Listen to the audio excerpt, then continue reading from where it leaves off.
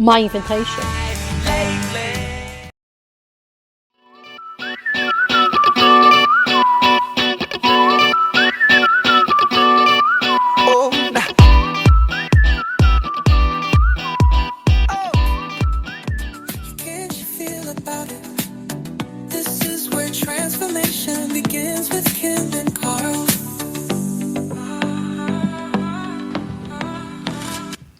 Hello. Good afternoon. Kim and Carl again, Dreamcatcher Radio on a Friday, 2 to 4. Here we are. I actually sound like a DJ now, don't I? You look like a DJ.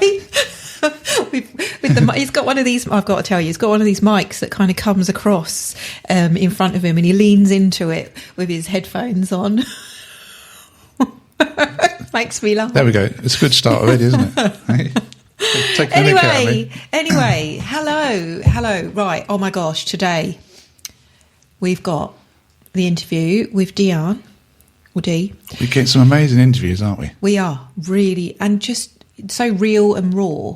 Well, this one is as well. So yeah, again, definitely. Another one of those, what did we say last week? A bit of a trigger warning. Trigger warning. Yeah, it is a bit of a trigger warning. So there is a part where Dee does talk about what happened. So if if that doesn't resonate with you, then please turn the volume off, go and have a little dance, go and get a cup of tea or whatever, and then come back after about 5 minutes. But this is what we say here, isn't it? The stuff that we talk about is real. It's real. It really it's is. Raw. But the key thing is, I don't know if you've noticed, that the people that we've spoken to have turned that around. Resilience.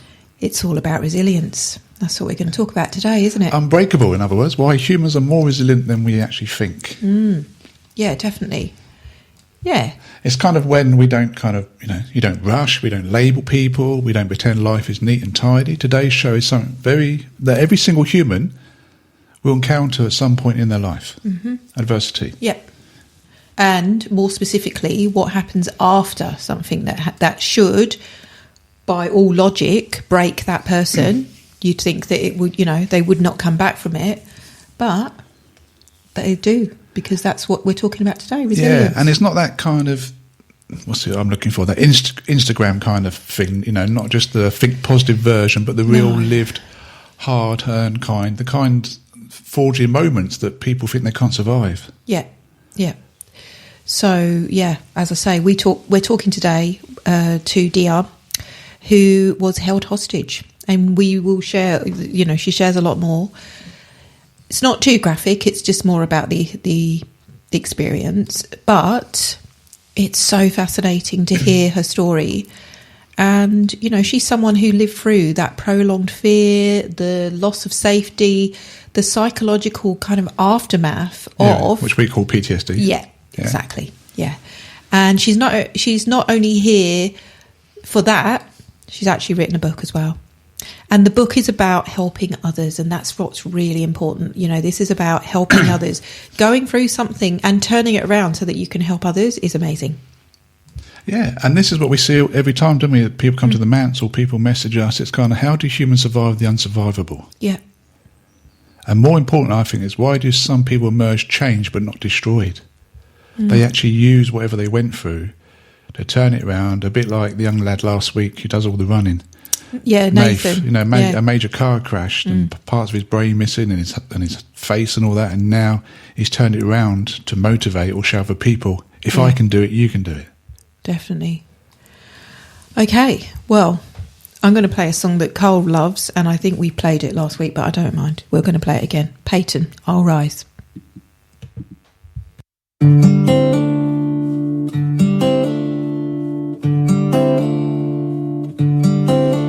You may write me down in history with your bitter twisted lies, and you may trod me down in the very dirt, and still like the dust I'll rise.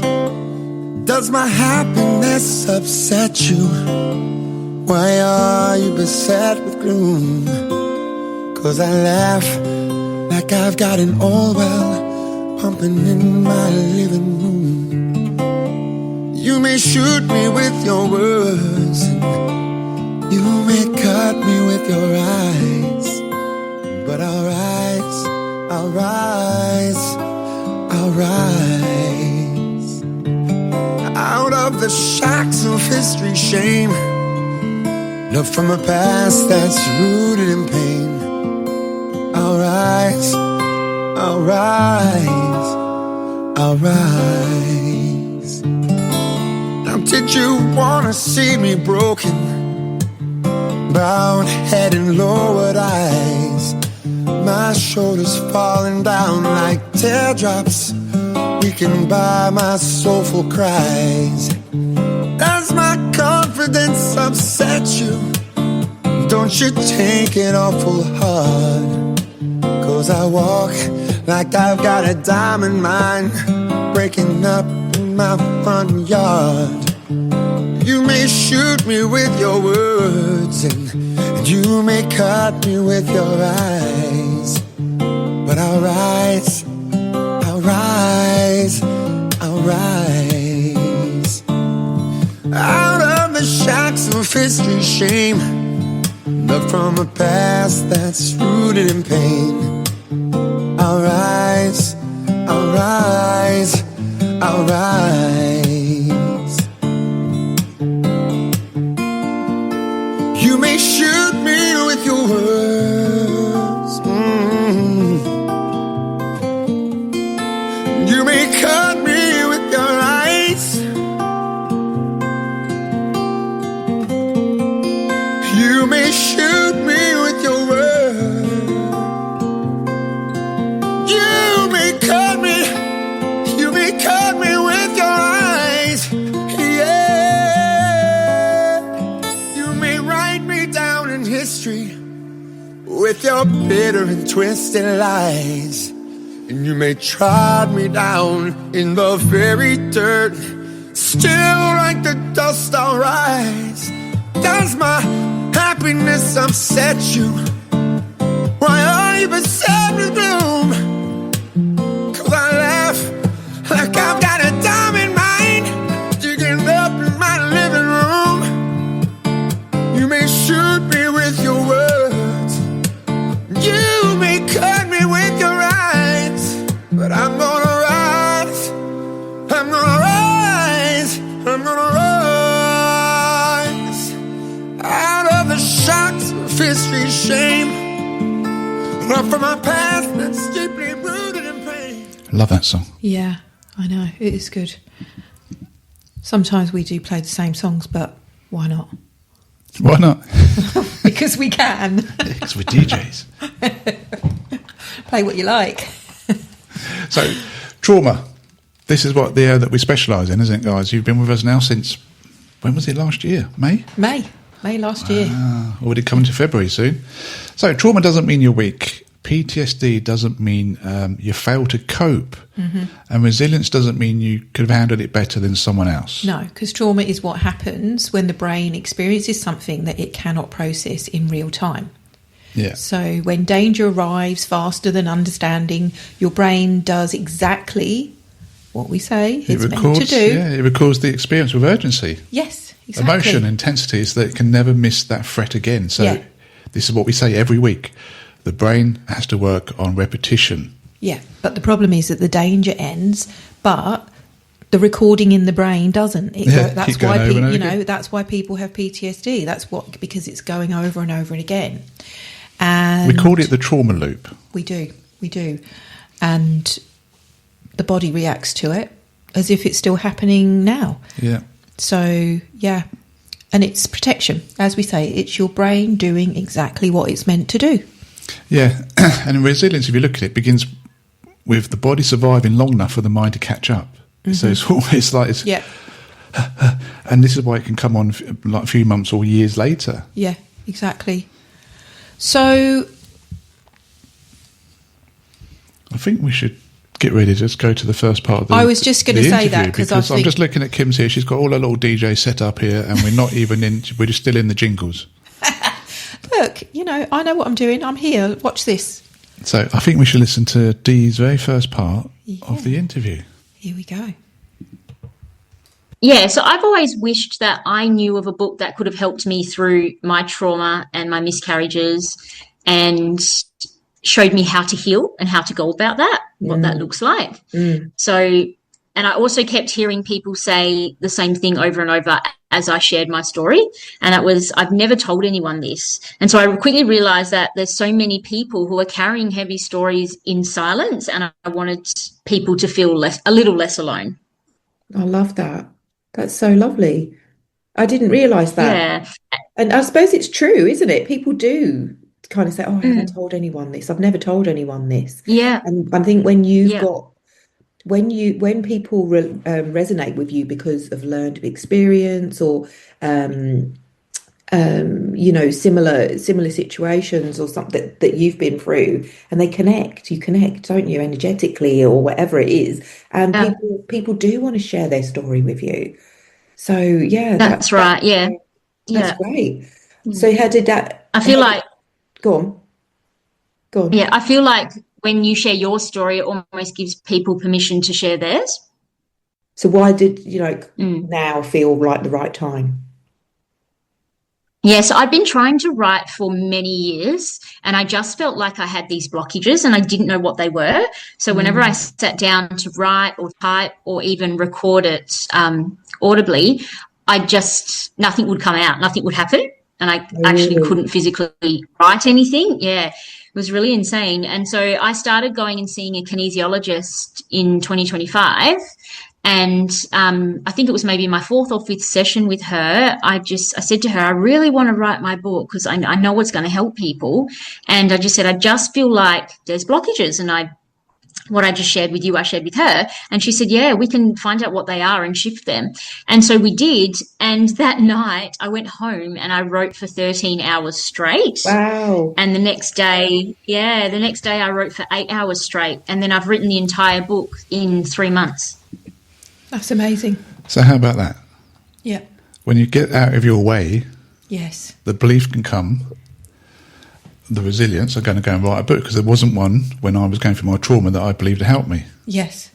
Yeah, that's amazing. And 13 hours straight. Yeah, well, this is the power of what the brain can do for you. But we've done that one-to-one interview, was it last week or this week? This week's gone so quick. With Andrea? Yeah, with Andrea, one of the other Dreamcatcher presenters, where we're talking about creativity and mental health or helping you. And obviously, Dee's way of part of a healing process is writing the book, so being creative. Mm. Yeah.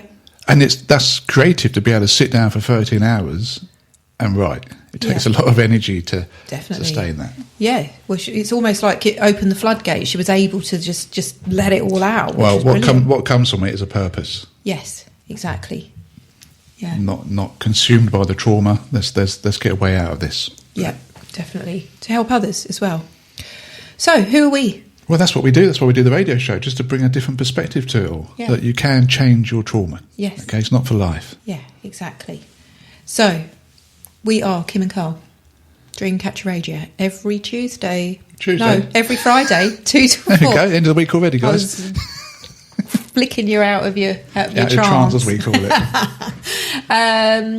So if you have a request or you want to share something about today's topic, if you want to share something that you want to about your life to do with what we're talking about, please email us on, it's a long one, Kim and Carl with a C at dreamcatcherradio.co.uk. That's KIMANDCARL. So what else do you want to say? That's really like a request to say, if you do have a story, email, and we'd love to interview you. We always love interviewing people. Yeah, we're getting loads of people like to interview now, and it's brilliant. Absolutely brilliant. It's so good because you guys are the ones that want to listen to these things. You know, you tune in every week. We get more and more listeners every week, which is amazing. And thank you to all of you who do tune in. And we love to share everybody's stories. I mean, we share our own as well, but it's just great because it makes it real. You know, because like Diane said, when you share yours, it almost gives people permission to be able to share theirs as well. There's a safety space. Yeah, it is a safe space. Yeah, that's what we're all about, is safe, trust, and just, what's the word? I don't know. Chill. I was thinking about here at the retreat. That's what people say. I feel really safe and I just feel really chilled. Right. What are we talking about today? Survival, recovery, strength. I'm just loving those words. Carry on. They are. They're great words, aren't they? And people don't realise they've got them. I don't know. I'm just lost here now because my brain's gone. Yeah. So the thing is that she was held hostage. So when someone's held hostage, they lose. What they lose isn't just physical freedom, is it? It's that kind of certainty, the predictability, is the time. Every sound matters. Yeah. Every movement gets assessed. The nervous system lives in this state of constant readiness because from trauma comes other symptoms. And I think listening to Dee's interview when I was editing it led on to like OCD behaviour, obsessive compulsive behaviour. Well, that's it. Because when it's over, when the actual incident is over, whatever it is, people expect that it's going to have relief, that they're going to feel, oh, that's it, it's done now. But it doesn't come. No, because the brain's is in the danger alert. So it's in that prediction. Remember again, guys, your brain just works in prediction. So it's predicting ahead. So it's looking and scan. So it go and scan the room. It will make sure the doors are double locked and whatever, because it's trying to protect you. Yeah. Yep, exactly. Like we always say, there's no broken people. Your brain is doing exactly what it's designed to do. It's there to protect you. Yeah. So, shall we play another part? Yes, let's do that. Another part of and then we'll play a song. Dee's wonderful interview. Yeah. How does it feel, like, speaking out about, like, your experiences publicly to everybody rather than kind of keeping it private as it...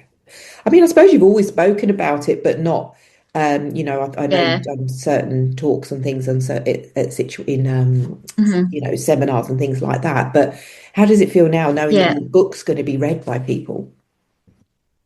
Yeah, it's a bit nerve-wracking, but it's quite a mix, if I'm honest, because there's a part of you who almost wants to protect those tender parts and keep them, almost amongst just your family and your friends and the people who know about it.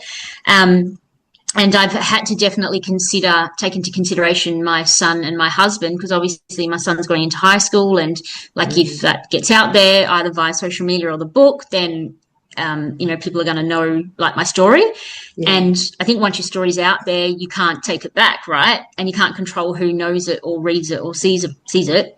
But in saying that, what's more standout and more powerful is that if I can share my story and what happened to me and how I've healed, and that can help like one to a few people, then to me it would have been worth it. Yeah, that's right. And I just want to be able to help and share with others what I wish I had 16 years ago and throughout the next kind of nearly 2 decades. So that's basically what I'm doing. Yeah. So there we go again, guys. Such a wonderful, powerful interview, like all the other guests that we've had on. They've had major trauma, PTSD, but there's a part inside them that wants to help others. Which is amazing. Or show a way out, which is true resilience. It really is. And so I didn't mention this, but I actually know Deanne personally. I've known her. In fact, I met her mum when she was pregnant for her. So I've known her all her life. And when all of this happened, which we will come on to, it really, it affected all of us. But you don't ever think it would affect you because you're thinking about the person that's going through it.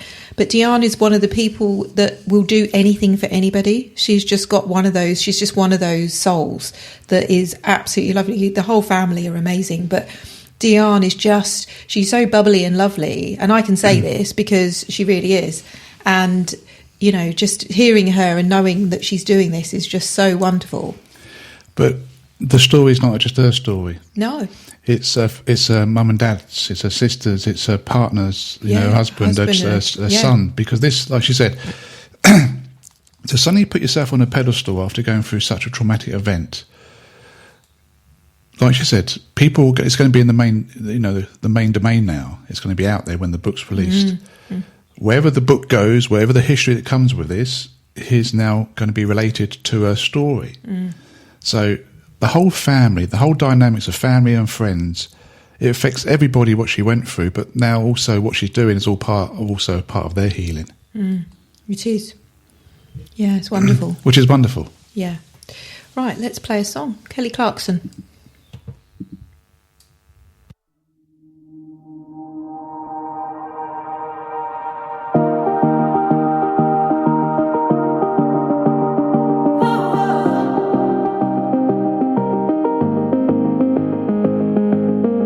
Let your tears fall, let them fall, fall, and I'll make the seas calm. Take you in my arms, you cry. Let your tears fall, let your tears fall, let your tears fall. It's not a crime to fall apart sometimes. It's not a crime to ask why you cry. Let your tears fall, let your tears fall. I will come, no, I won't run. I'm not scared to care.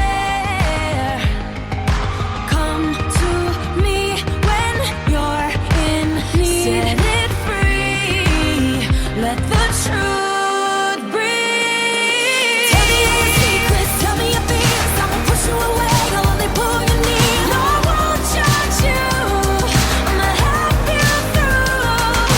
Tell me all your secrets, sharing your pain, confess it all to me. No matter, tell me your name. No, I won't judge you, I'ma help you through.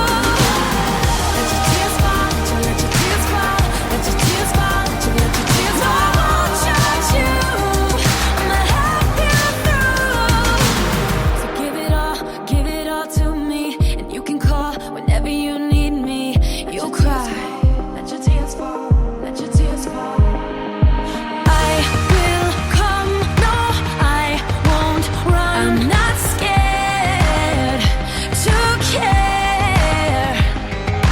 Come to me when you're in need. Set it free, let the truth breathe. Tell me all your secrets, tell me your fears. I won't push you away, I'll only pull you near. No, I won't judge you, I'ma help you through. Tell me all your secrets, sharing your pain, confess it all to me. No matter, tell me your name. No, I won't judge you, I'ma help you through. Let your tears fall, let your tears fall, let your tears fall, let your tears fall. No, I won't judge you, I'ma help you through. Let your tears fall, let your tears fall, let your tears fall, let your tears fall. No, I won't judge you, I'ma help you through. I know you've been on your knees. I run to your side, baby. I run to your side, baby. Oh, I know you've been on your knees. I run to your side, baby. I run to your side, baby. Tell me all your secrets, tell me your fears. I won't push you away, I'll only pull you near. No, I won't judge you, I'ma help you through. Tell me all your secrets, sharing your pain, confess it all to me. No matter, tell me your name. No, I won't judge you, I'ma help you through. Let your tears fall, let your tears fall, let your tears fall, let your tears fall.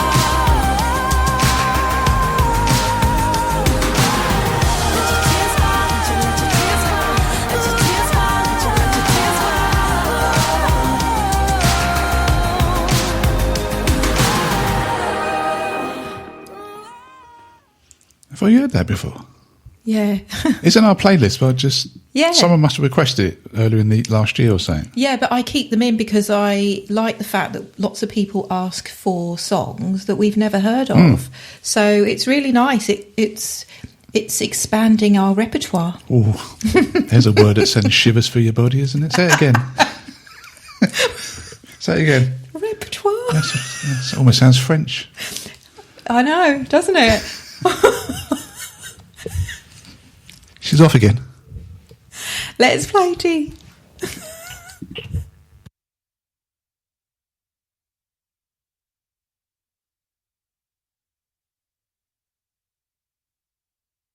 Stay there. Because Kim was Laughing so much, she, as usual, she I forgot to press the button. I'm Yeah. going to do it again. Right, hang on. Wait a minute. I've got to get it right. Imagine having a husband that's so funny. That you were like, how would you describe yourself before any of this happened? Yes, I know I was what you quite were an like. anxious child. Yeah, you do. You used to babysit me. Well, as you know, I hated sleepovers. You guys lived across the road from me, and you guys couldn't get me to go to sleep. So your mum used to just let me sit up and watch TV really late with her, which I was very grateful for, because then it wasn't traumatic for me. No. thanks to you guys. But yeah, at school, I was an anxious child. I had separation anxiety. Back then, obviously, we didn't know what that was. But I probably grew out of it at about year 7. So then going into teenagehood, and when I was a young adult, I was fine. I was like bubbly, happy, grateful, joyful, funny, enjoyed life.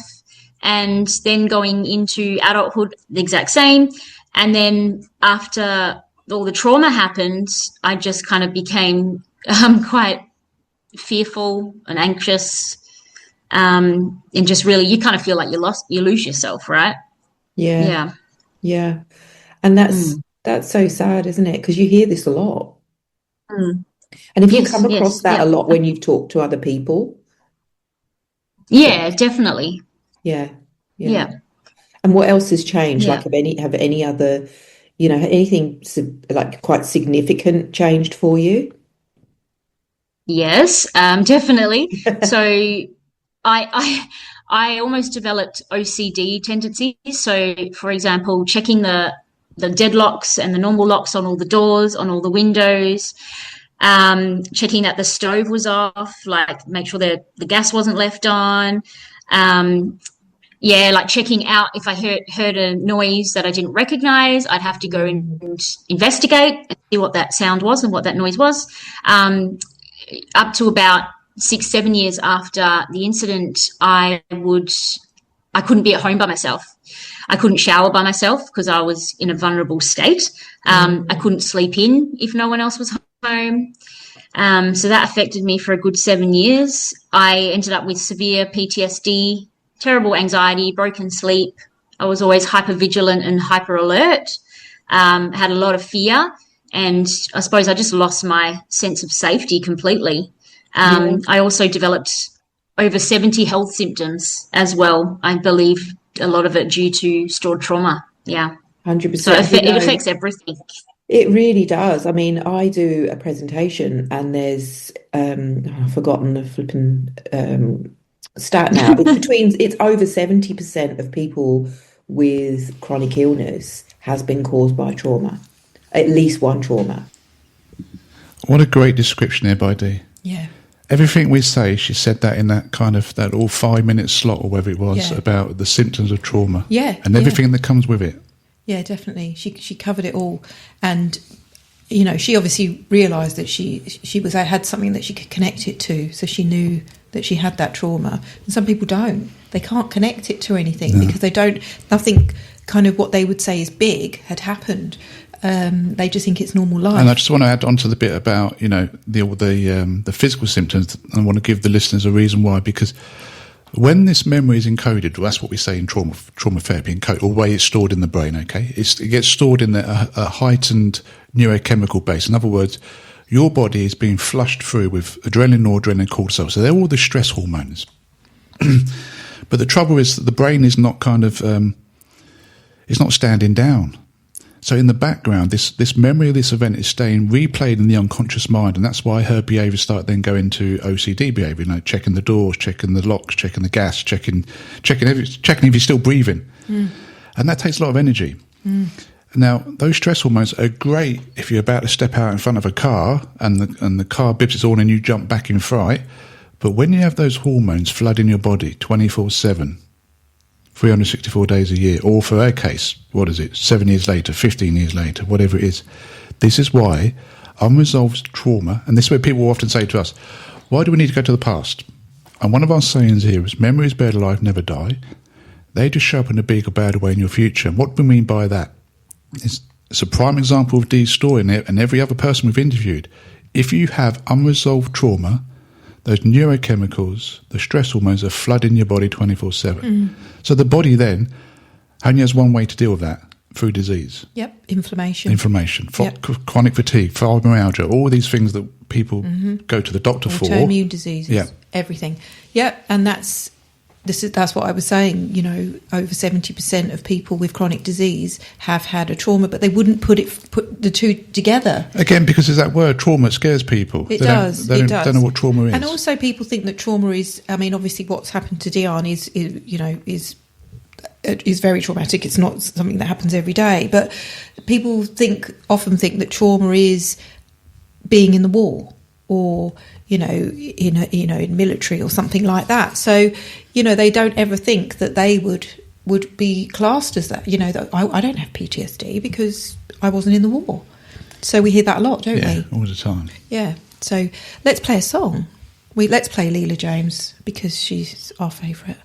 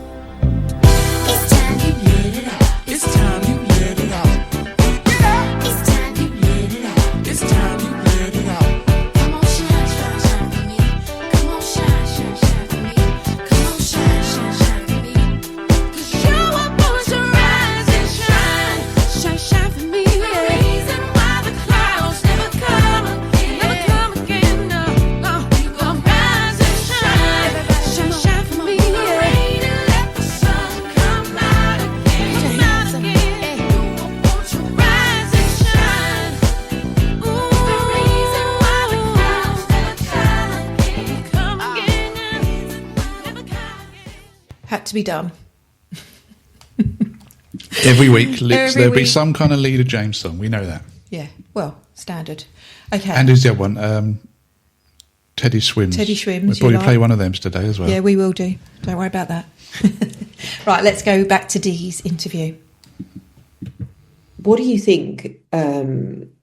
What else has changed for you after it? I know we were just talking about some of the things, but are there any other kind of external things that have changed for you? Like work and, friends and things like that, relationships?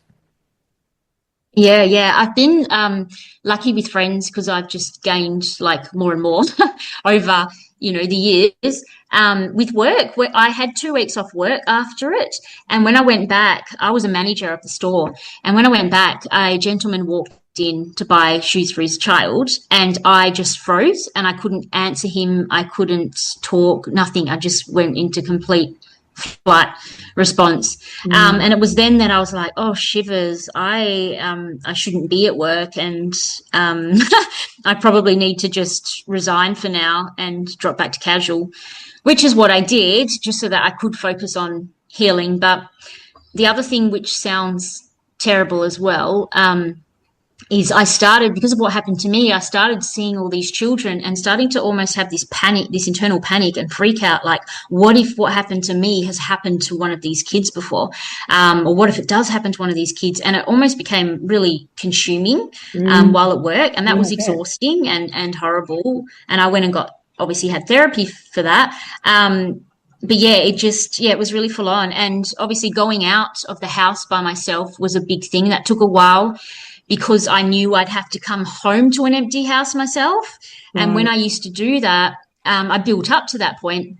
But when I was doing that, I would come inside, I would go and check behind every wall, cupboard, behind every door. And I did that for years until we got our dog, Golden Retriever Molly, and she almost just picked up on that. And we didn't teach her or train her to do it, but she started doing that for us. So if I'd come home by myself, or with my son, because obviously 8 years later we had a child, she would sit at the front door, I'd wait at the door, and she would go and check all the rooms of the house and then come back to the front door almost to say, it's safe, you can come inside now.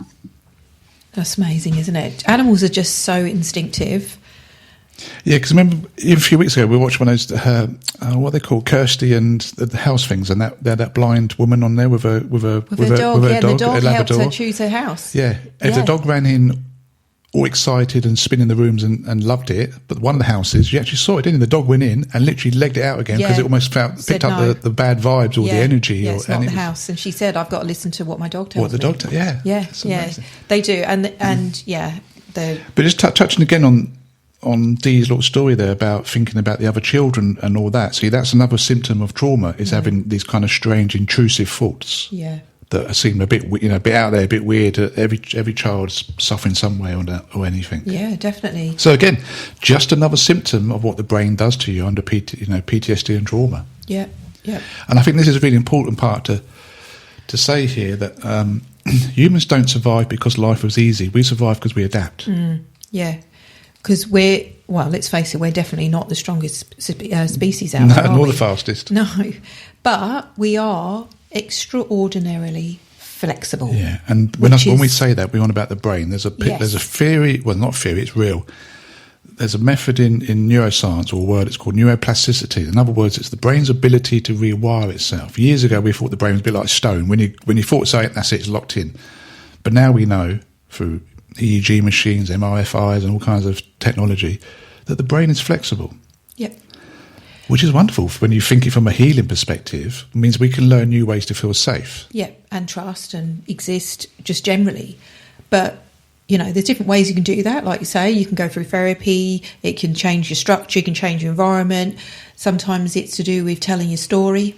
Yeah, and sometimes, a bit like Dee, it just means writing a book. Exactly. Yeah, exactly. It's putting a new belief structure in this. Yeah. Within the pathway, you're breaking up the prediction.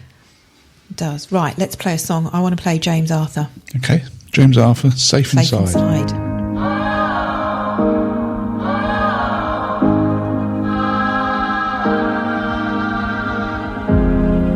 I remember when you were all mine, but you're changing in front of my eyes. What can I say?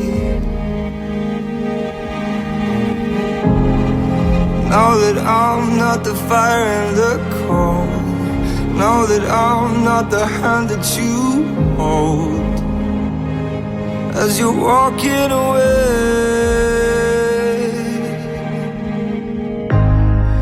Will you call me to tell me you're alright? 'Cause I worry about you the whole night. Don't repeat my mistakes, I won't sleep till you're safe inside.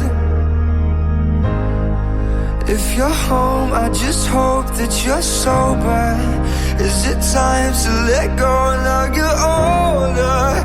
Don't leave me this way, I won't sleep till you're safe inside. Everyone has to find their own way, and I'm sure things will work out okay. All we stopped was the truth. All we know is the sun will rise. Thank you, lucky stars, you're alive. It's a beautiful life. Oh,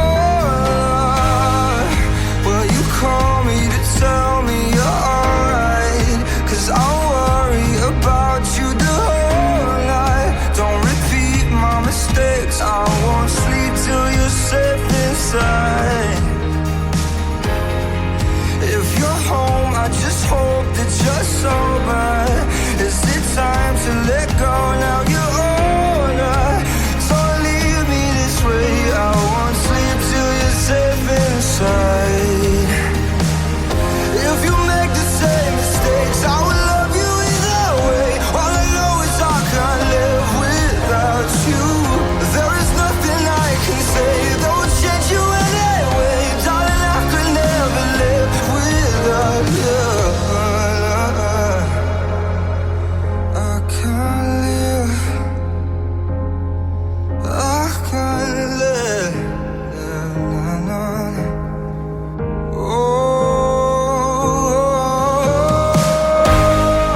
Will you call me and tell me you're alright? 'Cause I'll worry about you the whole night. Don't make my mistakes, I won't sleep, I won't sleep. If you're home, I just hope that you're sober. Is it time to let go now you're older? Don't leave me this way, I won't sleep till you're safe inside. Will you call me to tell me you're alright? 'Cause I worry about you. James Arthur. What was happened to him? I was just going to say, we don't really hear about him much, do we? He's got such a good voice as well.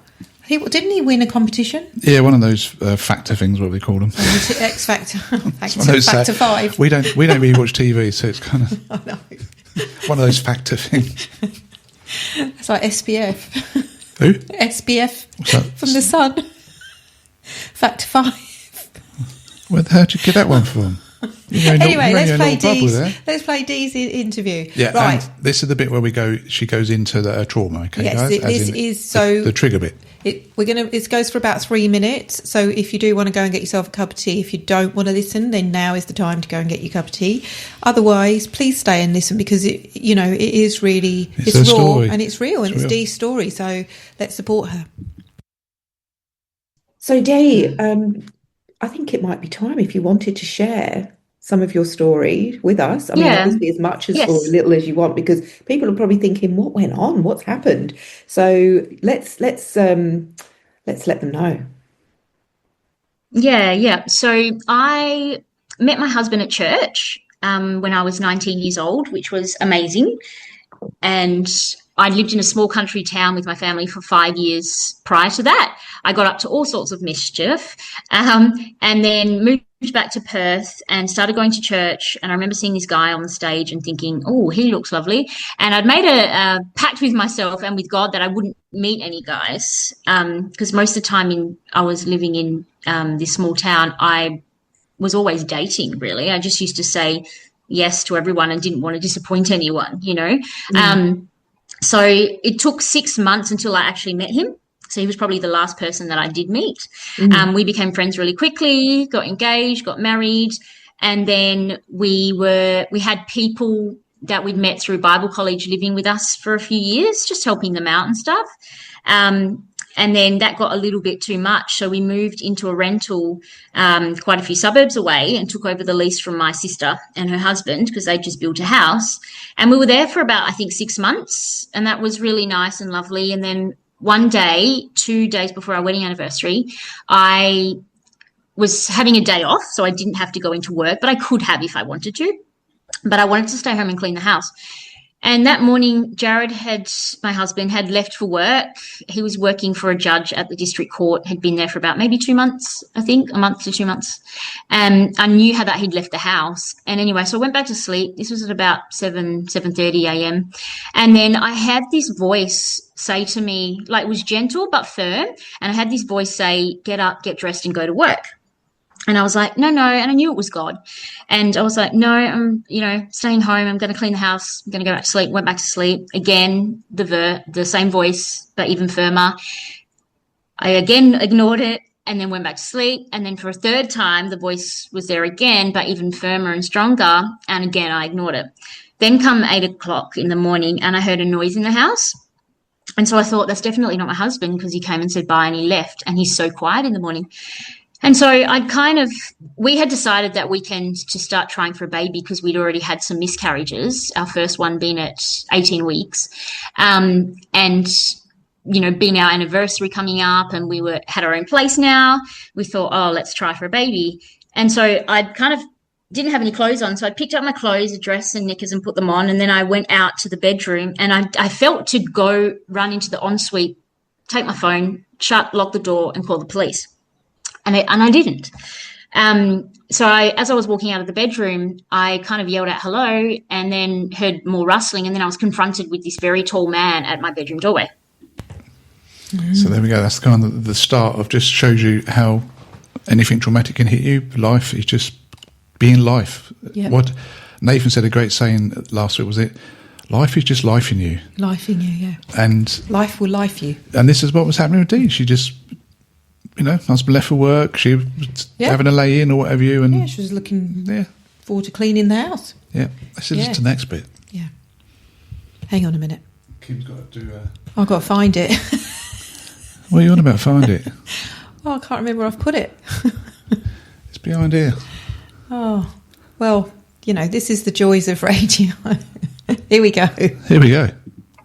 He'd said he was there to see his nana, and I was like, well, this isn't your nana's house, you need to leave. And then I tried to kind of push past him to escape through the front door, and that didn't work. And then there was a physical altercation, and then after that he'd basically told me that he was there, a gang had sent him, they'd kidnapped his son, a gang had sent him, and he needed to physically and sexually assault me, and then turn the gas on in the house, and then cut my throat and blow up the house at the end. And that these gang members were meant to arrive within 10-15 minutes and do he wasn't sure what. So I kind of had gone, all right, I'm dead. I'm not getting out of this alive, clearly.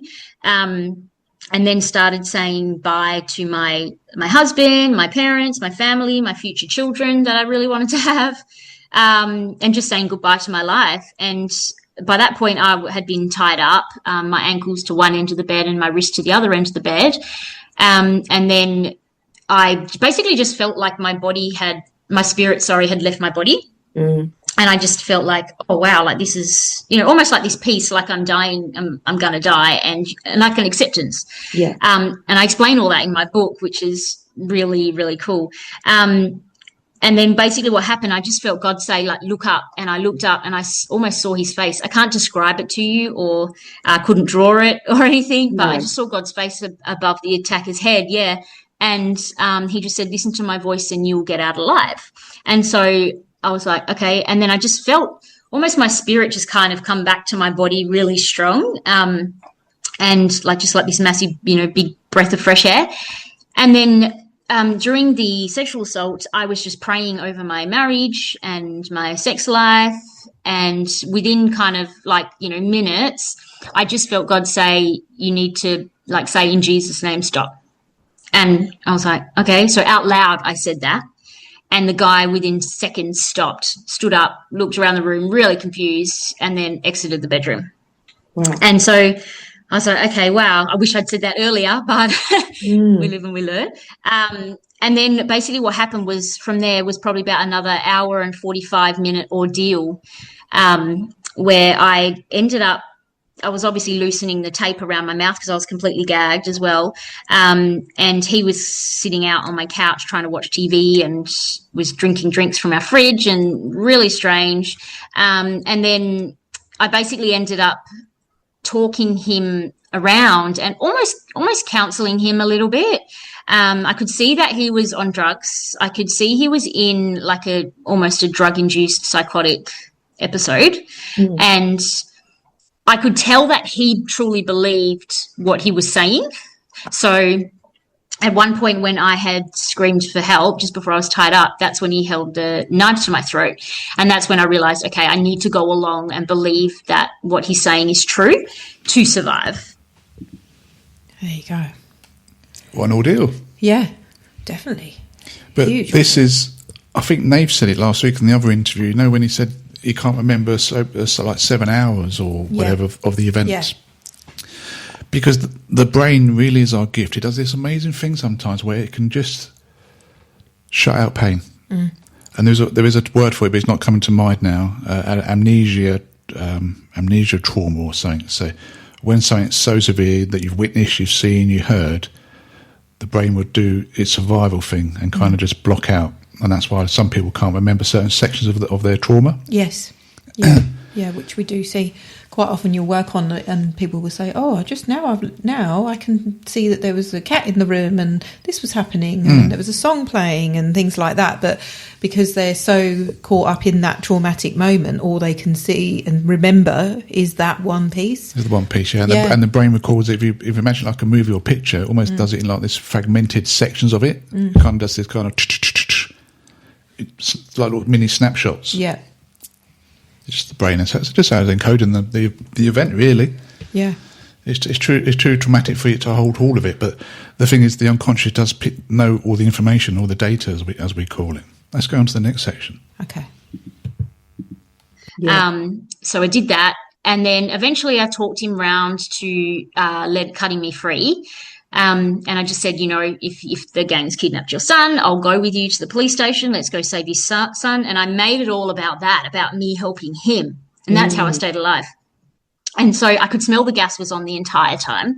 So I knew he was serious. He meant business. And for the last half an hour, my hands and my feet were blue. So he tied me up way too tight. And I didn't have any feeling in my feet or in my hands. So I knew I couldn't try run now because there was a chance he'd grab me and drag me back in, right? So I had to basically talk to him for 30 minutes. I think it was around 30 minutes until I could feel my fingers and my feet like a bit tingly. And so eventually I was able to get out the front of the house and step out onto the grass. And then as I was walking away, I wasn't going to run until I was behind the fence.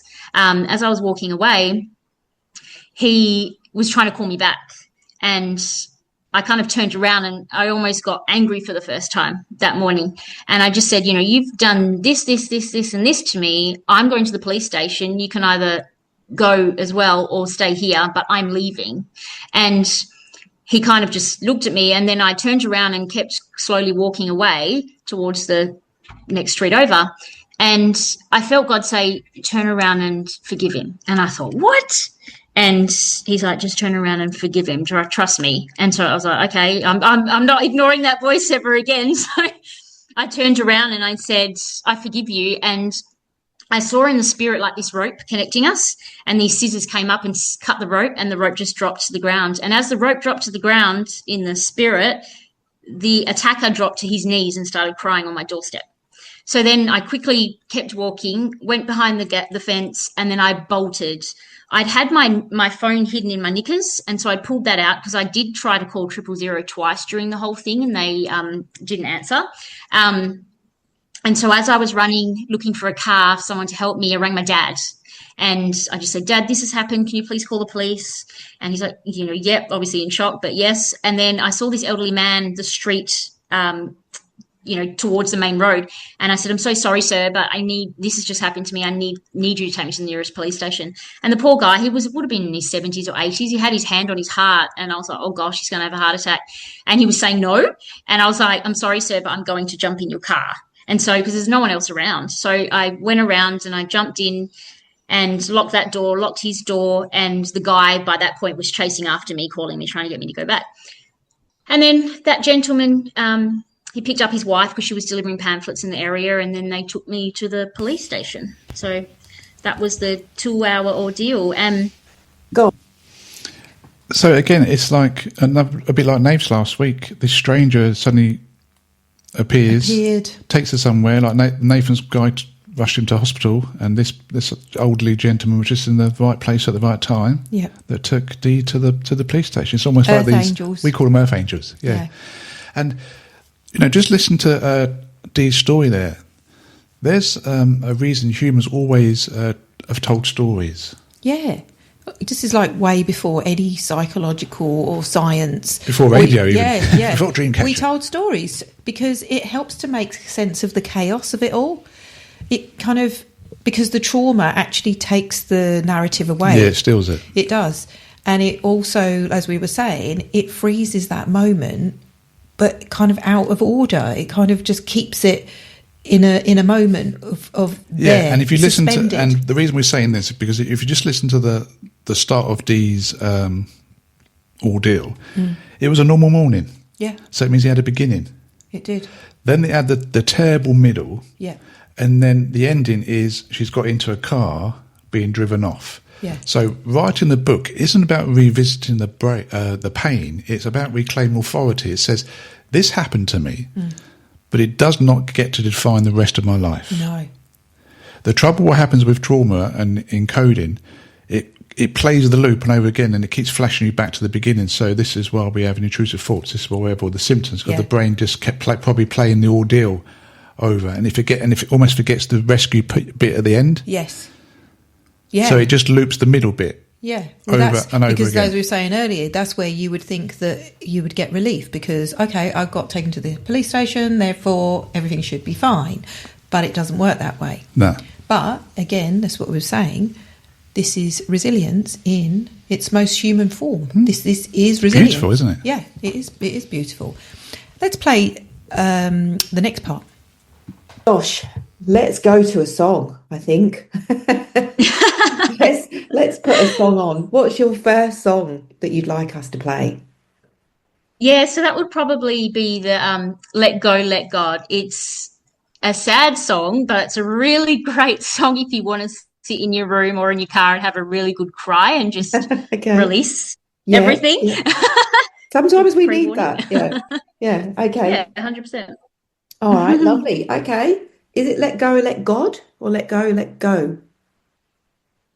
Let Go, Let God. Let God, yeah. I thought you said that. Yeah, fab. Okay, so here we go. This is Let Go, Let God. Thanks, Dee. I'm very surprised that Kim actually got that right, because you can just imagine Kim going, let go, let God. It's a bit of a tongue twister for her. Don't worry about that. So here's Let Go, Let God.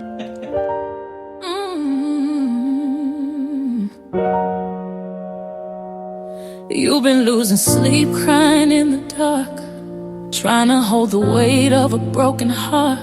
You smile for the world, but inside it's pain. You pray but feel like nothing's changed.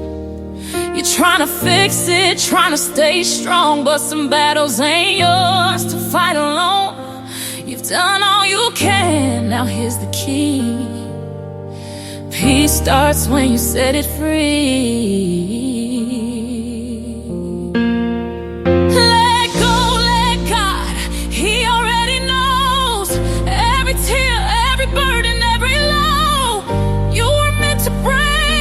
To prove you tried. Some storms are only his to fight. It ain't worth your peace, it ain't worth your tears. You don't have to carry what he's willing to clear. Take your hands off, let him do his part. Let go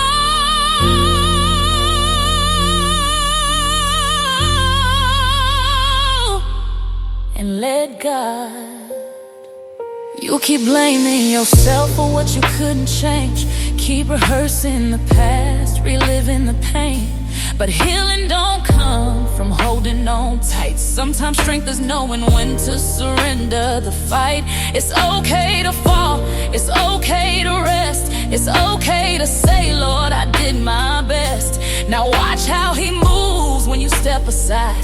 Sometimes your silence gives him room to provide. Let go, let God give him control.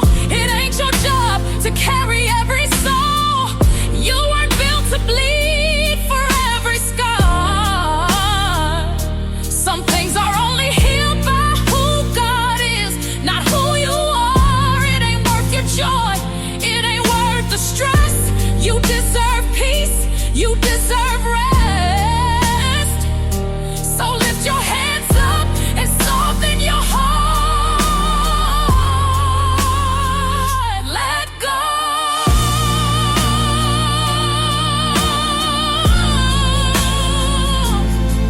And let God. You prayed for answers. This is one. Letting go don't mean you gave up. It means you gave it over. You finally trusted that he got you. Now breathe. Let it be.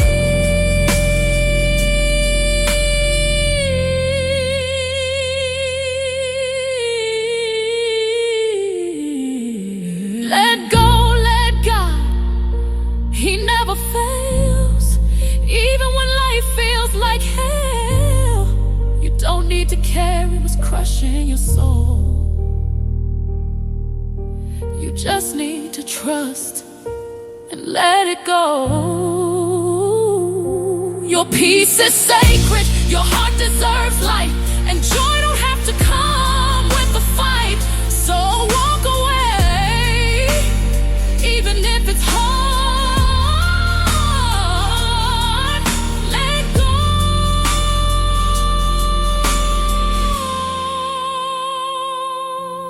and let God.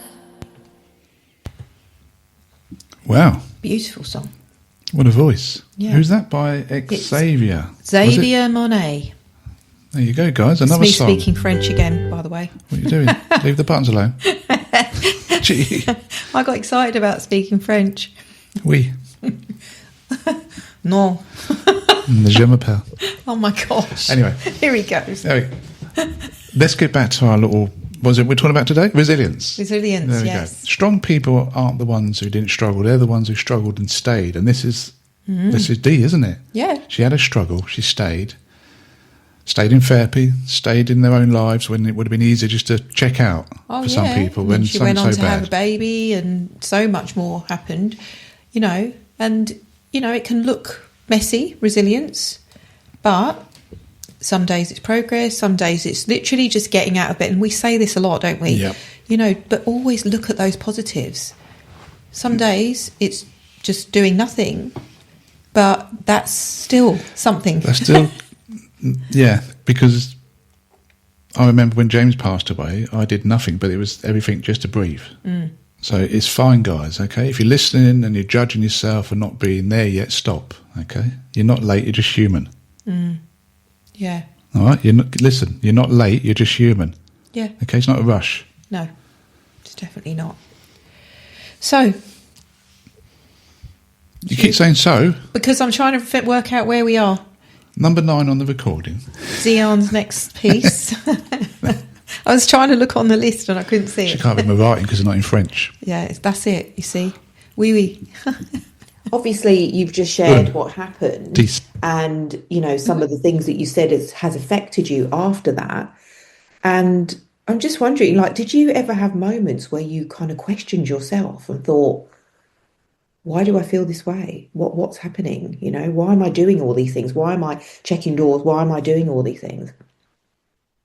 Yeah, all the time. So I remember thinking, why can't I just move on and move forward?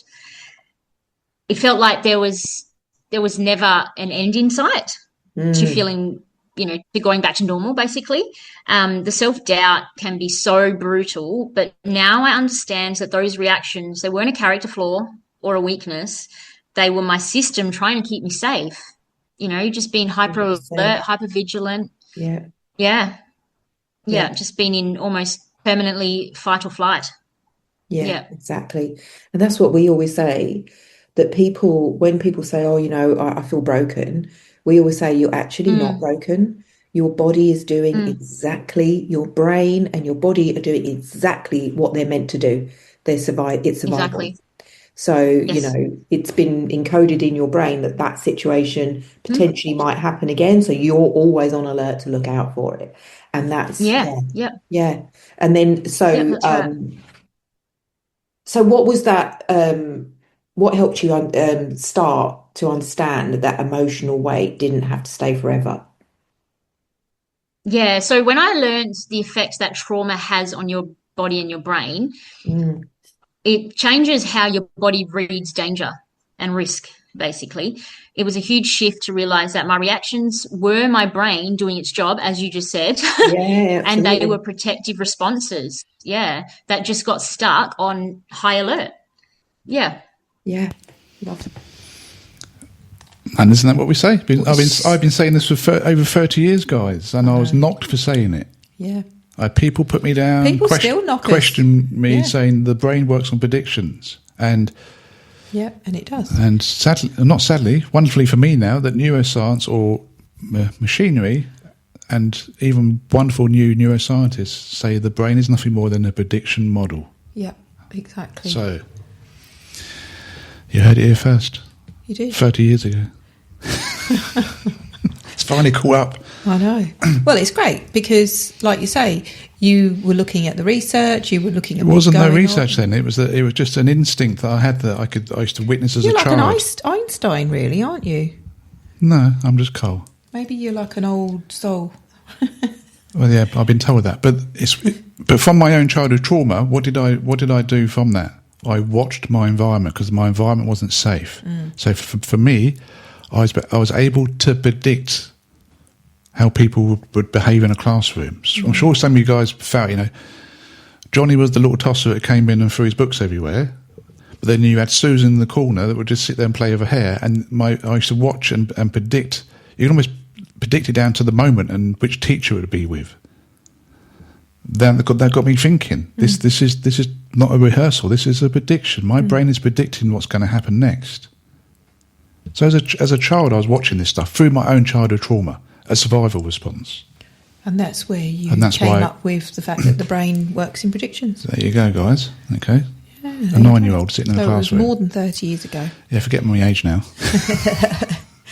All right, Almost 50 years ago then. Let's play a song. Who are we playing? Dry as a bone. Who? Dry as a bone. Pressure.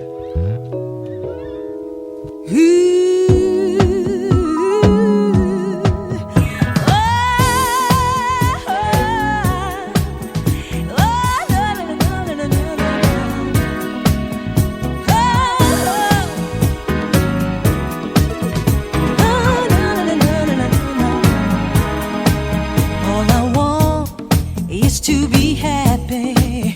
Instead, I'm alone at night, always hoping, praying, wishing and waiting for you to change my life. Like a fool, I kept on waiting, ooh, for a change of heart. And there ain't no use in pretending I'm going out. Right out of my mind. I can't take it, can't take the pressure. Over and over, round and round we go. I can't take it, can't take the pressure.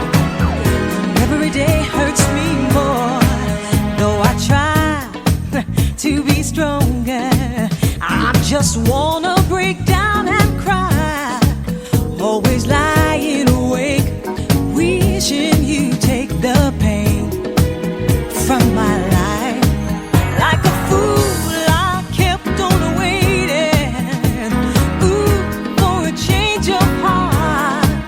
And there ain't no use in pretending I'm going out, right out of my mind. I can't take it, can't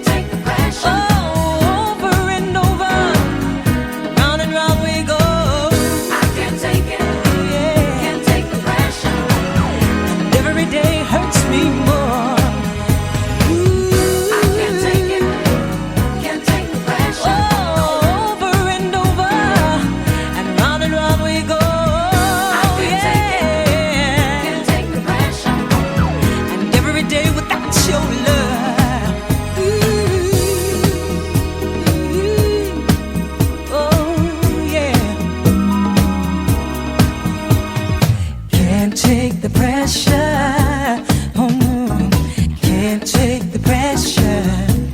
Ooh, can't take the pressure.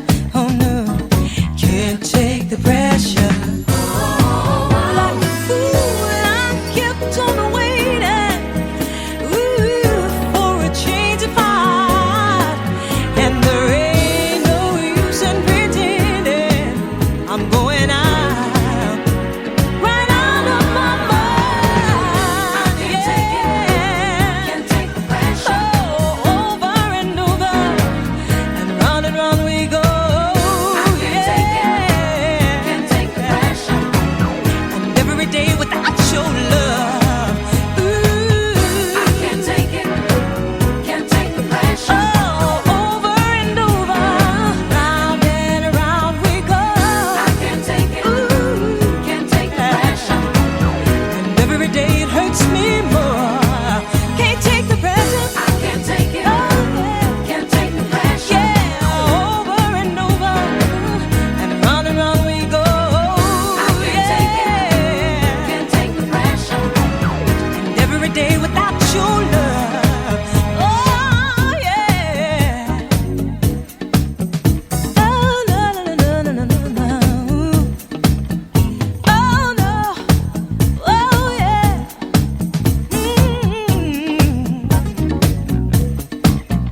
No no, I don't want the pressure. I don't need the pressure. I can't stand the pressure. I've never heard of that one. Dry as a bone. Say what you want. Still never heard of it. Well, So, we're Kim and Carl, Friday 2 to 4, Dreamcatcher Radio. We're just going to kind of tell you what's going on regarding other presenters. And yeah. So after us, It's always Ray, Blind Ray, Truth. the Blind Truth. Then we've got Andy Moss. Then we've got Johnny Mid, Unleashed. I don't know what that is, actually. I don't think I've actually listened to it. I'll have to listen to that later. Then we've got Toilet Talk with Michaela and Kerry, which is just literally they talk about anything but interesting and have a bit of a laugh, which is fab. Then over the weekend, we have got... We have Bradders Lounge. We have Steve Little with his kind of usual musicals. Yeah, Louise Munro. We've got jazz. Dave Hughes. We've got Ray again. We've got musicals. Steve playing these musicals. We've got, Loose Ladies with Lynn. Yeah, they've got Lisa's show, Unapologetically You. I actually said that word, got it right. Yeah. So there we go. That's some of the shows that we have coming up over the next few days. And Yeah. like we say, we were on Andrea's show this week as well, which was fab. She interviewed us, it was nice actually, because normally it's the other way around. But Lisa's actually interviewed us as well, hasn't she? Yeah, so it's good. Yeah, so good. Absolutely amazing presenters, also different. You've got a whole range. So listen in, guys. Keep yourself locked on to Dreamcatcher Radio. Oh, I sounded like a DJ then. I wasn't even going to say anything because I was in my head. I was going, "Oh, that's very 80s." I'm listening to Radio 1 now. Locked on. I know, didn't it? It just came out. It just flowed. I tell you what, we never thought we were approaching 60, would you? Right, let's play Diane's next piece. So when was the turning point? So when did you start kind of when did that shift move from hypervigilance, to being able to just live life? Yeah. So I was talking to my husband about this today. I feel like after the trial, which was a year later, when we got our dog, our puppy, that's when I felt like I could live, because I was on a high. It felt like it was over now, that I could finally start to move forward. And then it was probably after I had my son many years later that I feel like it kind of all resurfaced again, because it's not just, I have to protect myself now, I have to protect a baby. So the checking doors, I was always checking the doors and locks. I still do, but checking behind the doors and in the cupboards and all that jazz, that kind of all resurfaced. And then it almost went away again after a couple of years, and then it resurfaced again in 2022 when I had a breakdown, and that was probably my biggest flare and was worse than when the attack had happened. And that's why I've had most of my healing. I've tried to heal the entire time, but most of my healing has happened in 2025, which is why I was able to write the book. And so it's kind of almost been mostly in the last year or two where I've just really educated myself, and I've always had compassion for myself and been kind.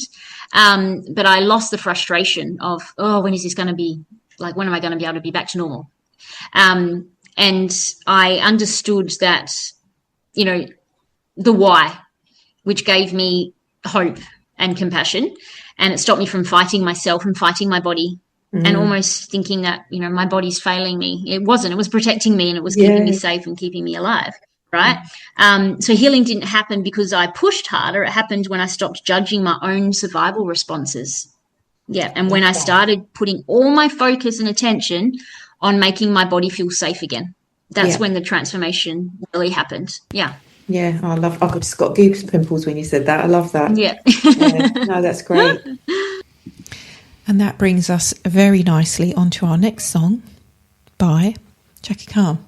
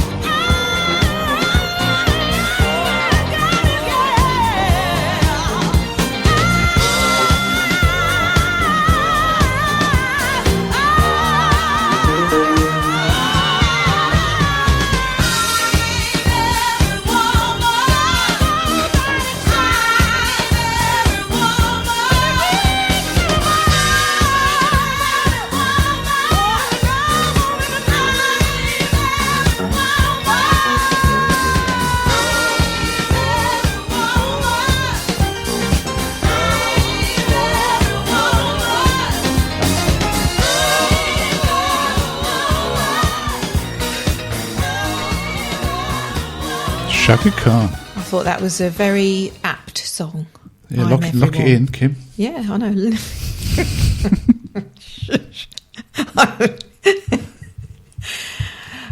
You got to ignore him, honestly. Sometimes just carry on as you were. Right, let's play Dion's next piece.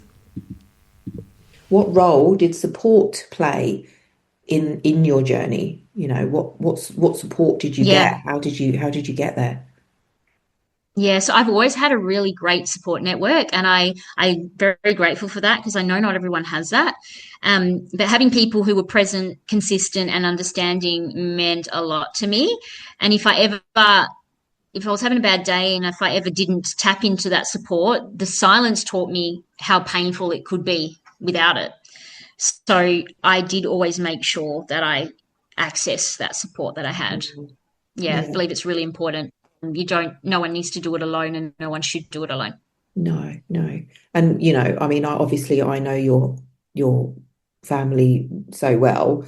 We're like family in ourselves. And and they are such a, you know, supportive, wonderful people. So amazing humans. So, and I know they definitely were there for you, so which was amazing. So what surprised you the most about yourself, like, as the time went on? What was kind of, you know, what did you reflect on?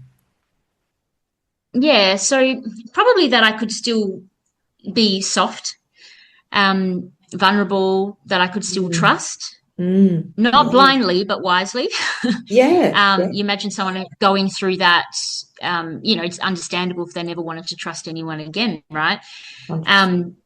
But, you know, strength doesn't always look like pushing through, like I said before. It sometimes looks like resting, like getting help, finding new ways to feel safe, because you never, I don't believe after something like that you can go back to normal and go back to how you were before that. It changes you forever.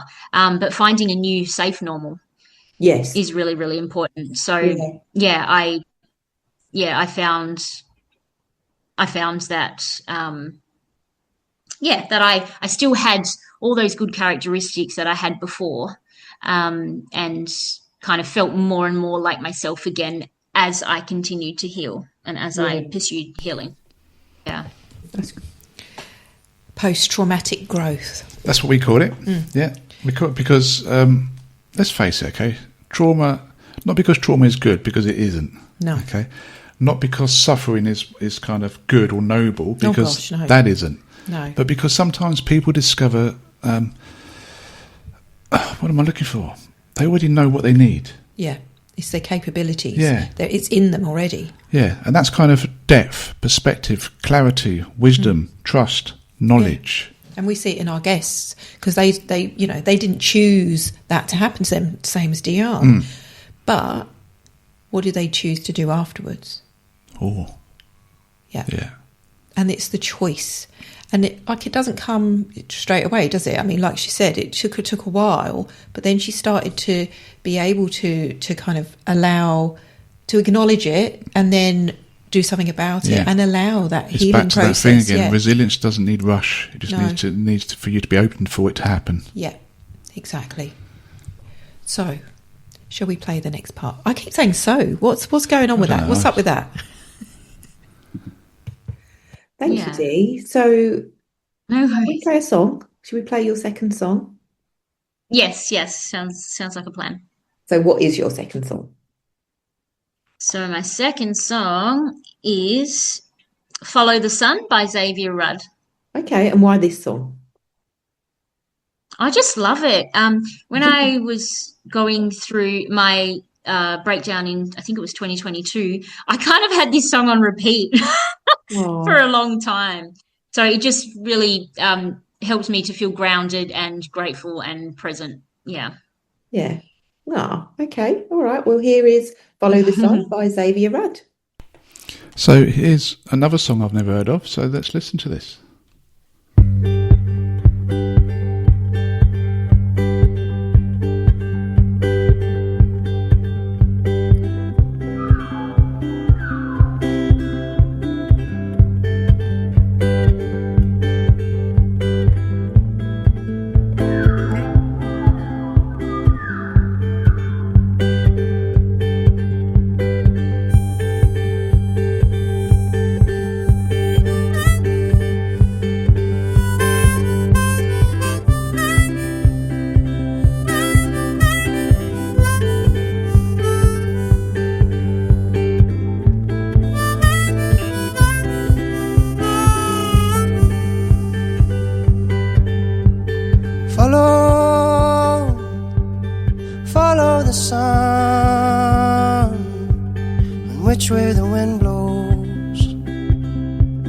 when this day is done. Breathe in the air, set your intentions, dream with care. Tomorrow's a new day for everyone, and a brand new moon and brand new sun.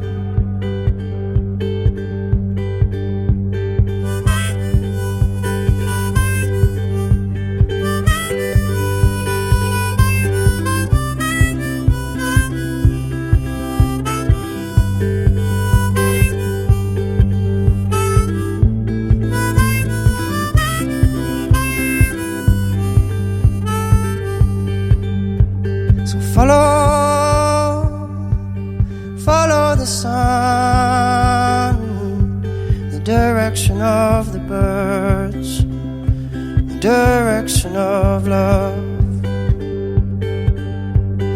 Breathe in the air, cherish this moment, cherish this breath.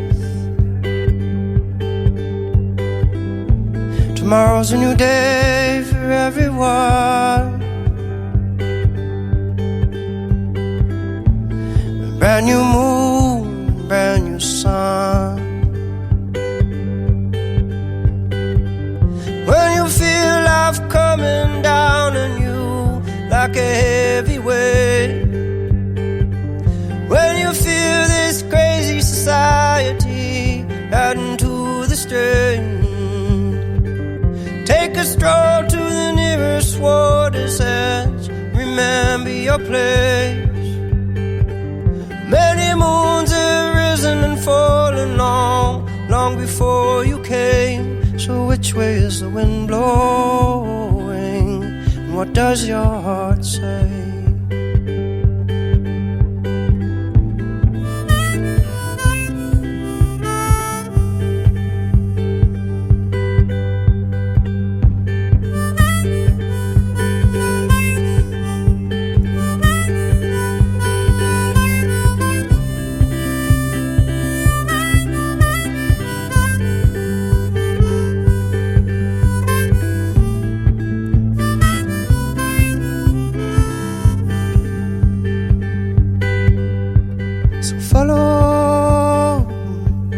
Follow the sun, and which way the wind blows when this day is done. It's a day of new songs. Do you know that to me, that was kind of like, I can imagine that like on a summer's evening, you know, in England when it's dark, it doesn't get dark till about 10 o'clock. I can just imagine sitting listening to that. I don't know. I don't know. I felt like I needed a cider, even though I don't drink. It might be the harmonica. I live with this, guys. Keeping you on your toes. Hey, how special is that? In that imagination of sitting there drinking, not even drinking. I know. Well, you've got to imagine these things. Brain does't know the difference between reality and made up. Yeah, you sound like it. Yes, yeah. Been hanging around you too long. Been drinking too much. I think we should go to another bit because we've got to get through with any. I can't believe it's the time already. You say that every time, but it is so true. It does go so quickly. Before we know it, it's like 20 minutes left and we're trying to get everything in. Right, let's play Dee's next piece. So let's talk about your book, Dee. So what was the hardest part of writing the book? And then what was the most healing or kind of freeing part of writing it? So what did you get out of writing the book? Yeah, so the hardest part of writing the book was obviously the assault. That goes for about 5 chapters, I think. So that was difficult.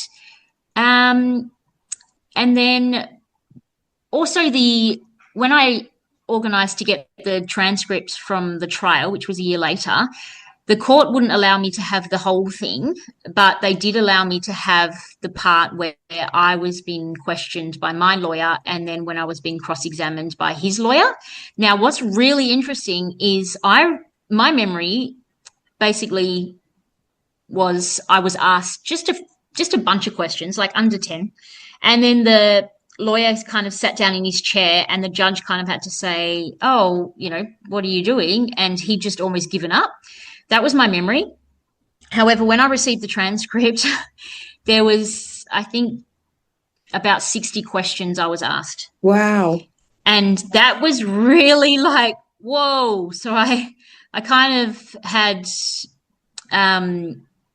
like a reaction, you would say, to that. And then as I kept reading, because it was really interesting, as he was asking the questions, he'd ask about, let's say 10 to 20 questions where the answer's no, no, no, no, no, no, no.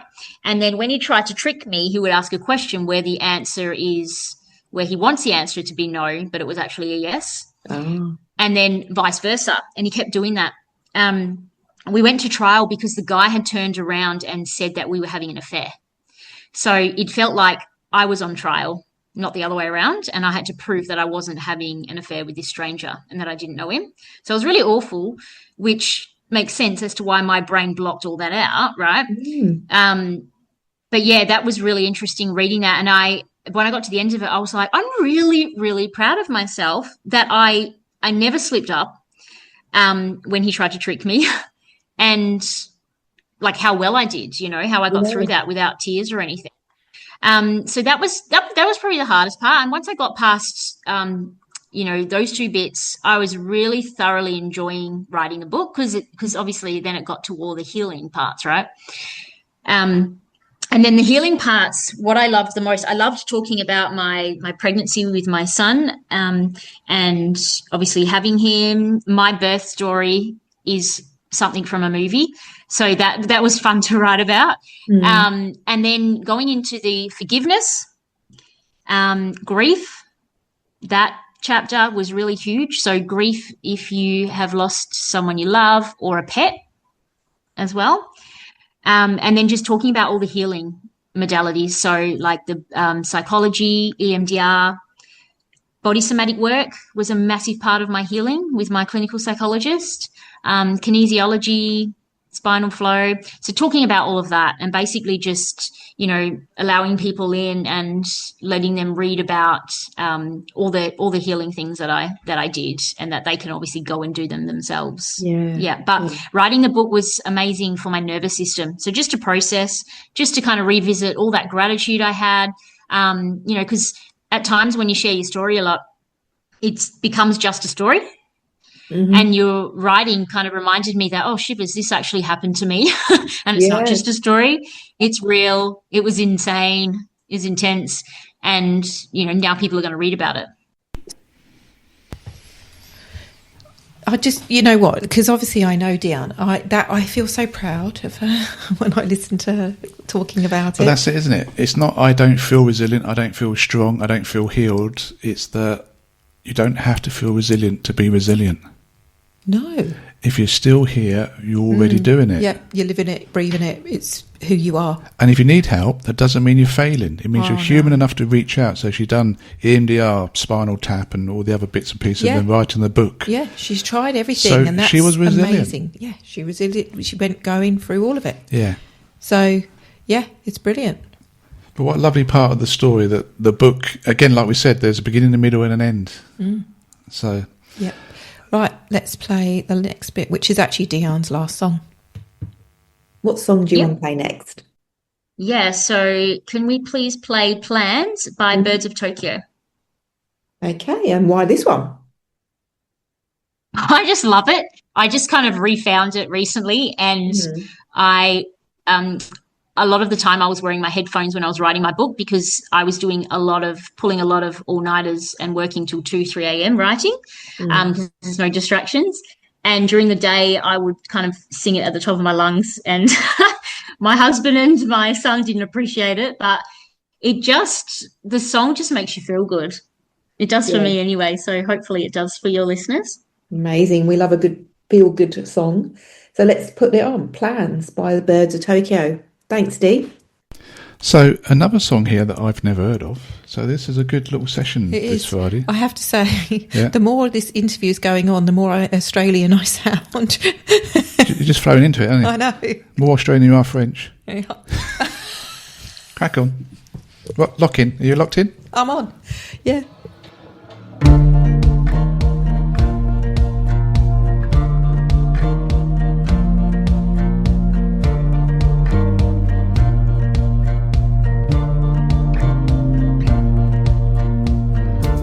We made plans to kiss the sun at night. Hopeless dreamers, hopeless types. Shedding skin, you show your beauty scars. Don't forget me or who you are. You know this don't feel right. Who knows what we feel? I just met you, I can read your thoughts. What they tell me is what I want. I'll keep you guessing, keep you wanting more. 'Cause where we're going, no one knows. And that you know this don't feel right. Who knows this could feel right. See, I just met you, I swear I read your thoughts. So don't forget me or what you want.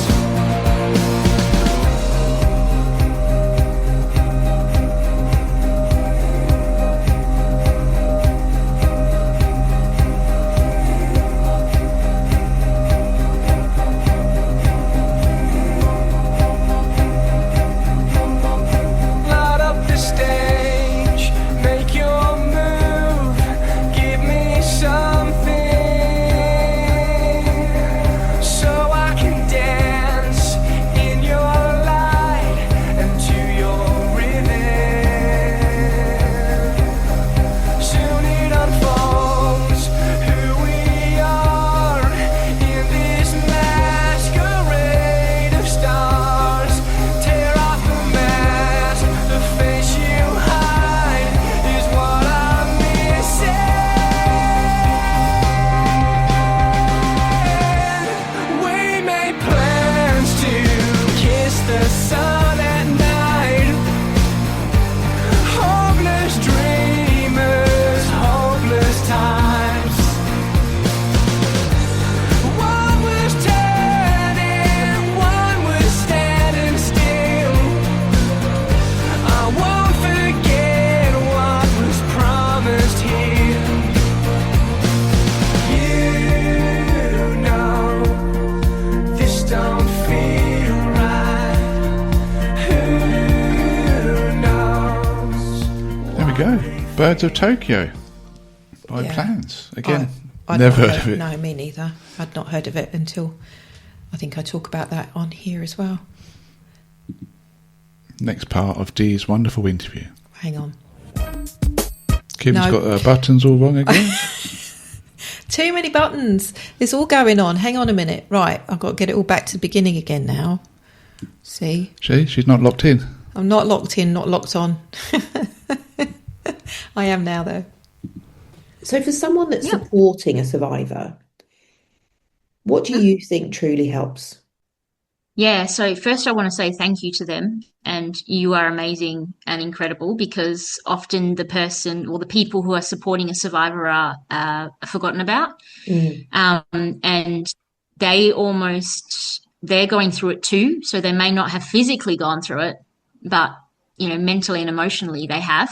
And it's really, really hard supporting a survivor at times. So I know for me, when I used to go through my psychology sessions, the hardest thing I struggled to talk about was not what happened to me. it was when I had to think about my husband, it happening to my husband's wife.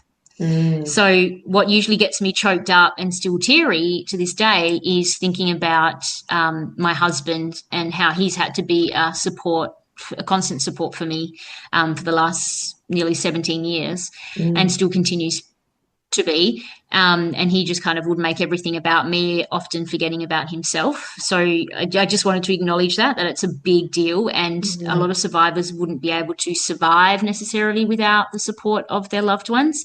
So also just to be consistent and just show up. So you don't even necessarily need to say much or do much. Sometimes it's just being there.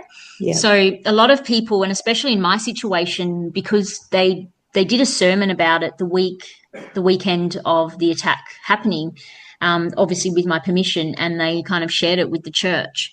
And a lot of people, there was people who gave us money, because I was actually in a car accident 2 weeks before where a guy he'd had his head down. So it looked like no one was driving the car, picking something up, and he didn't know everyone had stopped, and he couldn't escape because it was peak hour traffic, and he hit me at 100. So our car had got written off. So we had a lot of people at church give us money, and we were able to pay cash to buy a new car, which was really beautiful. But a lot of people didn't know what to say and what to do, so they gave money, right? But some people, because they don't know what to say, they just don't say anything at all. Yeah. So even if because they fear they're going to say the wrong thing. So even just sending a message, or when you see them, just saying, I just want you to know I'm thinking of you, or I just want you to know that I think you're strong, or I think you're brave, or just want you to know I'm praying for you. Things like that. Just letting them know that you're thinking of them is huge. Even just sending a message, just saying I'm thinking of you today, or remembering the anniversary, and sending them a nice message. My love languages are acts of service and gifts. So when people were doing things for me, that was really, really helpful, and buying things. So, even things like, if you don't know what to do, things like Uber Eats vouchers, DoorDash vouchers, where people don't, they don't need to, it doesn't put you out much. You're not having to go cook meals or anything if you don't have the time. And they don't need to worry about having to cook that night, So having a voucher that they could just order whatever they want and it be delivered to the door is so huge. It's massive. Organising like a house cleaner, or going over, if you're really close with them, just saying, not asking them, what do you need, what can I do, but just telling them what's happening almost. So just saying, hey, I'm going to come around this weekend and clean your house for you while you, watch a movie or something. If it's appropriate, getting them a massage voucher, or offering to babysit the kids, things like that, or just saying, I'm just at the shop, I'm going to be dropping you off some groceries. Is there anything specific on top of what I'm getting that you need me to get? So there's so many practical things that you can do to help. And, sometimes it might be just going and sitting on the couch and watching TV, or sitting in silence. You don't need to say anything. It's just sitting with them, being there, being present. That's just such useful information. And I remember when James passed, and we were just living in this weird, suspended time, wasn't it? And people were sending us, it was lovely. We got lots of messages, lots of flowers and cards and whatnot. And I remember thinking, people were, if I can do anything. And sometimes I just think, can you just come and clean my house? Because I just haven't got the brain capacity to just go and clean the house. It was just crazy things, wasn't it?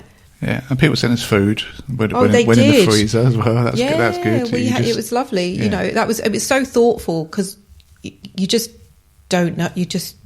Every minute feels like an hour, doesn't it? It was like that. So totally get where she's coming from there. So let's play one song here. We said we're going to always play a Teddy Swim song. We did.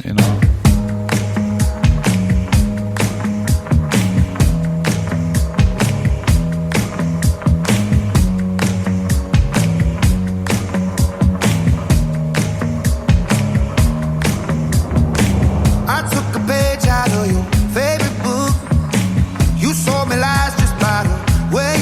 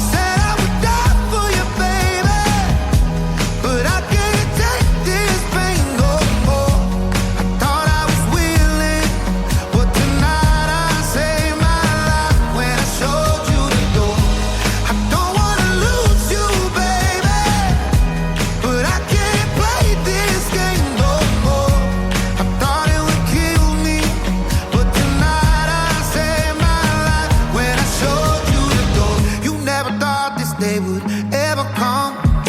But I looked you in the eyes and pulled the rug. You try to take away my sanity.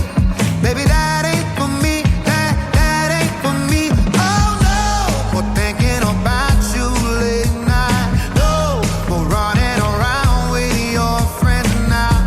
I'm picking the pieces of my soul from out the floor. I said I would die for you, baby, but I can't take this pain no more. I thought I was willing, but tonight I saved my life when I showed you the door. I don't wanna lose you, baby, but I can't play this game no more. I thought it would kill me, but tonight I saved my life when I showed you the door. When I showed you the door. When I showed you the door. But tonight I saved my life. I said I would die for you, baby, but I can't take this pain no more. I thought I was willing, but tonight I saved my life when I showed you the door. I don't wanna lose you, baby. Teddy Schwims. Yep, the door. Yep. Classic. Yep. He's like a really nice person, isn't he? Well, I mean, not that I know him personally, but he just seems like such a nice person. You know, when you see things on, you know, socials or whatever, and he just walks up in the street and starts singing with buskers and things like that. He just seems like a really nice person. So we're going to play Dee's last piece, aren't we? Here we go.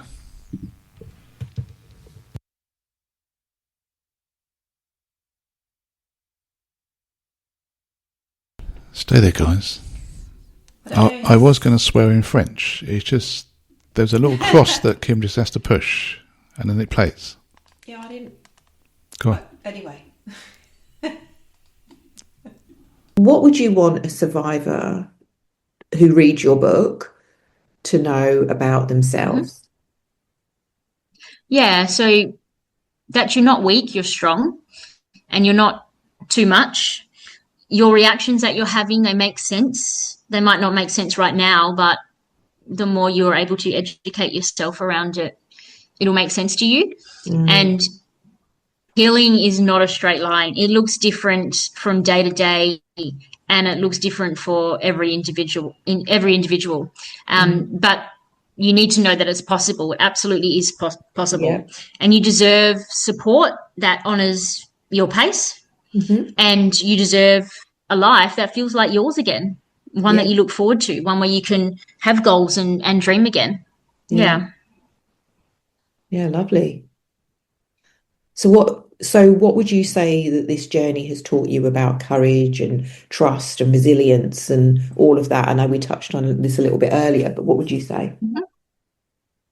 Yeah, so that courage can be quiet. It's not always loud. It can look like something simple, like just getting out of bed that day, you know, living minute to minute, making decisions minute to minute. It can look like going to see a counselor or a psychologist. It can look like setting healthy boundaries. It can look like telling the truth. Resilience, like, it isn't pretending that it didn't hurt. It's letting it matter, and it's still choosing to live. You know, and trust starts with trusting yourself again. Yeah. Yes. That's huge. Yeah. It is. So let me ask you one last question, Dee. If someone's listening right now and they feel absolutely broken and stuck, what would you want to say to them? What would you say to them about that? Yeah, so I would want them to hear this. So you're not broken. You're simply responding to something that was way too much at the time. And what you're feeling is real, and you're not alone. And all you need to do is take baby steps. So just start small. And that may look like telling one safe person. It might look like getting the right support. It might look like, you know, being gentle and kind with yourself. So healing doesn't require you to be perfect. It just requires you to keep going one kind step at a time. Oh, I love that. That's really, really lovely. And it's so true. Yeah. We always say it, you're not broken.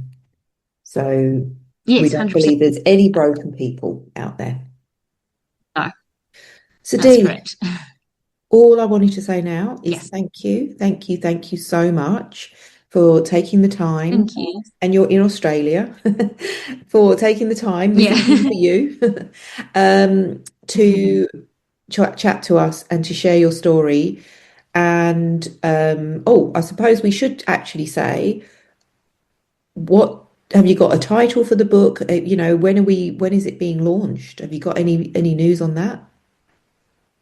Yeah, so I do have a few titles. It's undecided yet, same with the Mhm. cover.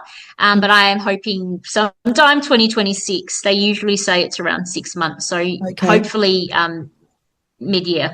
Okay. Well, once it's launched, let's get you back on and we can share some of the other stories that are in there and then people can know about your book. So let's do that. Yeah, sounds good. Yeah, so Yeah, good luck perfect. and thanks again, Thank Dee. you. Take care.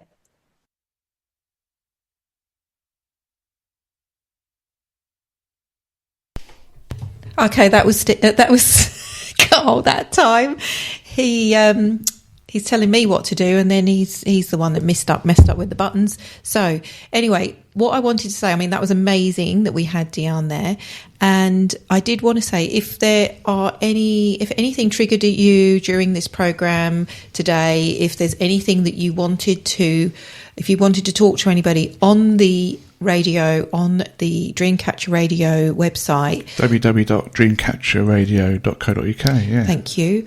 There are lots of people you can reach out to. Yeah, loads of links. There are so many links on there. There's lots of information there. So if you feel that anything triggered you or you feel you wanted to speak to somebody, it's your time, then please do have a look there and reach out. Yeah, and I liked what Dee said, that healing doesn't have to be perfect, but I do always have to add an ending to that. But healing's not perfect, but you have to be present. Yeah. Okay, cool. Yeah. So every guest that we have on, I enjoy kind of just writing a little song about their story and what they've gone through. So this is one for Dee and what she's gone through. What have you called it? I can't remember. The Bond. Is it The Bond? I don't know. Let's just play it. Breaking the Bond, you called it. I broke the bond that day when anger rose like fire in my veins. I heard a whisper in the flame, forgive and child, and walk away. I broke the bond out the chain, turned my terror into grace. I heard you calling out my name, forgive and child, and walk away. Oh, I broke the bond that day.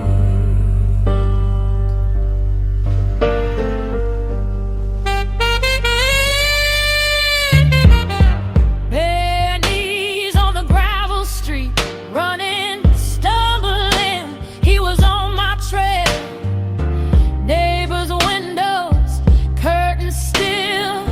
I wore the night like a fragile veil. Spun around, I was done with running. Fury shaking every limb. Then a quiet thunder in my chest said, lay it down, don't belong to him. Then I broke the bond that day.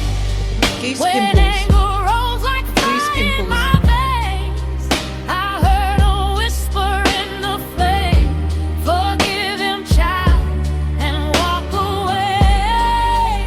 I broke the bond at the chain, Share this with turned my terror into grace. She's on our contact. I heard you calling out my name, forgive him, child, and walk away.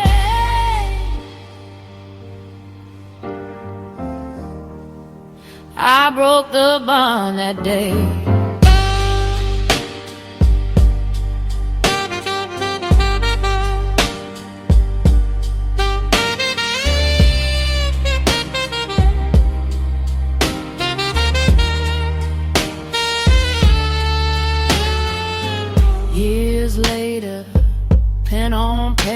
we're going to play a couple of minutes of that. Words run free, telling every wounded stranger what tried on you has to leave.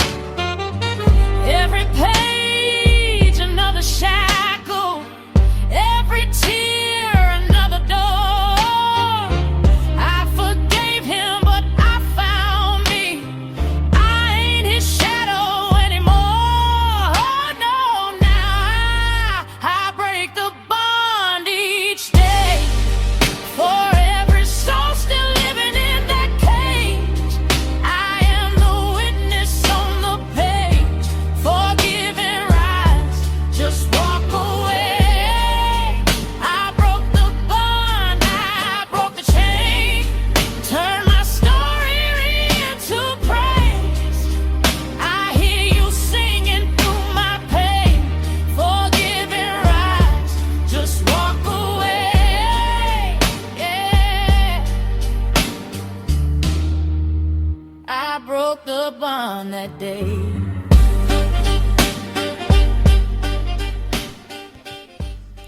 See, it's not just me that makes mistakes. Carl left that on then. I left the mics on. He did. Like we didn't Lucky swear we in didn't French. yeah, I know. Oui, oui.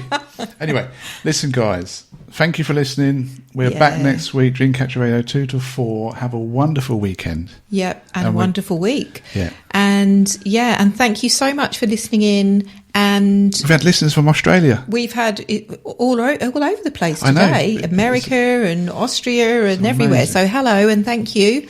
And like we say, have a great weekend. We're going to end with the usual song that we always play. If you want to get up and start dancing, please do. And see you next week. Bye. Au revoir, even. Au revoir. God. You can wear my shoes, learn to talk like me, and be an angel too. But maybe you ain't never gonna feel this way. You ain't never gonna know me, but I know you. Singing in our things can only get better. It can only get better if we see it through. That means me and I mean you too. So teach me not to think. Can only get better. It can only get. Take it on from me, you know. I know that things can only get